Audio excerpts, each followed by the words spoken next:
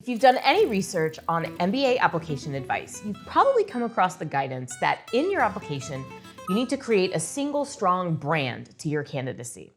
I'm Angela Guido, the founder of MBA Protocol, and I think that is the absolute worst advice anyone could give you in your MBA applications.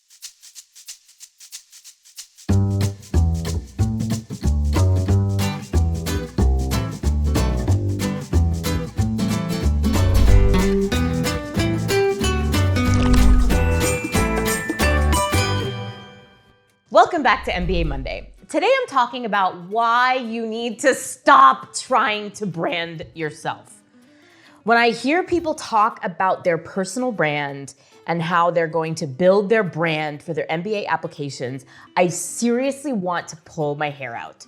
This is the absolute most backwards advice anyone could give you. Just think about the notion of a brand.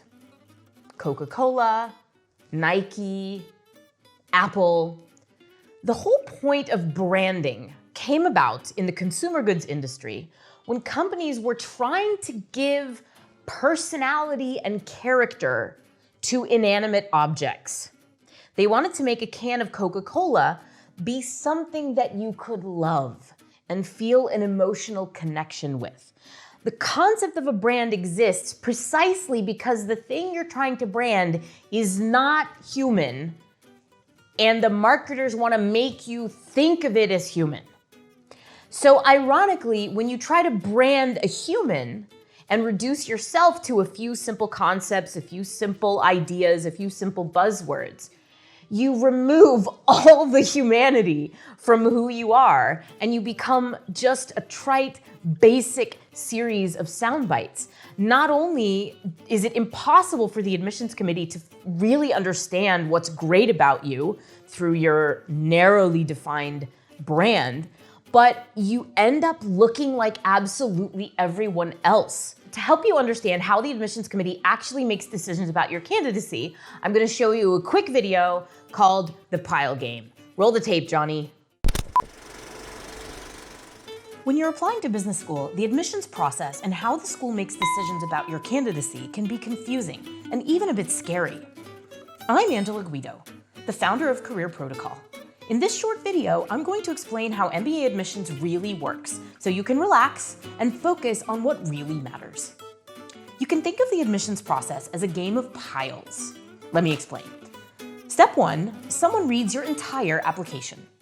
In step 2, after the first read, your application lands in one of two piles, yes or no. At this stage, the no pile is also the ding pile. If you're in the yes pile, then you advance to the next step. Step 3, you have your interview.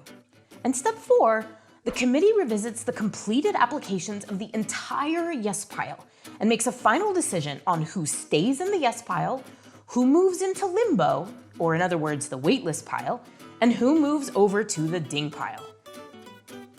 This last step is the hardest to understand, but you can think of it like this. They have to cram as many interesting, strong, and different candidates as possible into the fixed class size.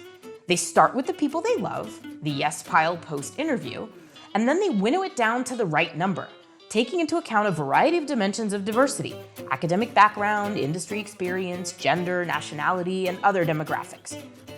So how do you get into the final yes pile? Tactically, you need to do 3 things. Number 1, don't get knocked out in the first round for too many major weaknesses in your candidacy. Everyone is allowed one weakness.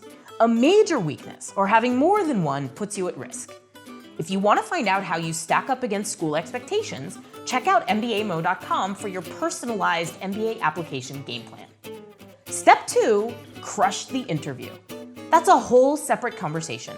For more tips on MBA interviews, check out Interview Hero. And finally, number 3, be someone that the admissions committee genuinely loves throughout every aspect of your application, so that they simply don't have the heart to take you out of the yes pile. If you do those 3 things, you're in. Don't forget, the admissions committee is human, and humans make decisions based on emotion, not purely on facts and statistics. So if you want them to love you, you have to be your authentic self through your entire application.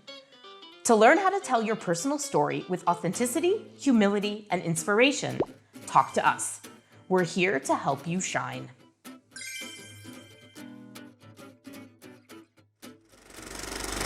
So you can see why people tell you that you need to brand yourself, because the idea of branding was to try and help a human being come to love a consumer product. But you're not a consumer product, you're a human. Humans are innately lovable just as they are. So as you approach your MBA applications, please don't try to reduce your candidacy down to a few simple concepts and brand yourself. Instead, engage really authentically with the questions that schools are asking you and tell brilliant, vivid stories about your life so that the admissions committee can get to know who you really are and your authentic best self.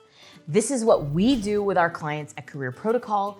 It's what we're known for. If you're interested in talking with us about telling your own epic story in your applications, just click the link in the description below and talk to us. But whatever you do, please, please don't try to brand yourself. You're so much better than that. I'll see you next week. Camera rolling. Hello. Hello. Hello, hello, hello. How's my hair?